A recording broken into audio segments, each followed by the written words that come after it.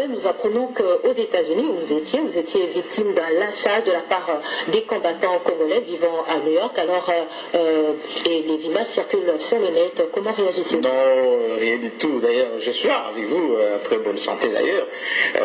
Non, il y a tout simplement mes compatriotes. Vous savez, moi j'ai beaucoup reçu des vrais combattants. Eux, là où j'étais à l'hôtel, ils sont venus, des professeurs d'université, de médecins, de cadres, qui sont très intéressés par rapport à ce qui se passe ici, parce que vous savez que Télé 50 est suivi beaucoup là-bas. Alors on a discuté avec à l'intérieur, etc. On a entendu un peu de bruit de dehors. Je suis sorti pour aller voir des parce qu'ils vous ont énervé. Non, parce qu'on entendait un peu, vous savez, à New York, c'était une ville cosmopolite. Donc j'ai trouvé trois, ils étaient trois, une dame qui travaillait à l'ambassade et puis deux messieurs qui faisaient un peu de bruit.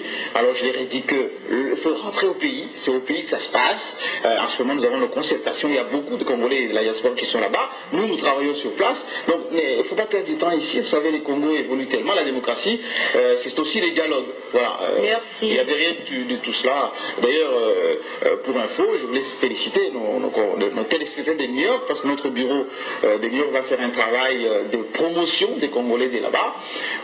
Bientôt, ils auront l'air intelligent clair.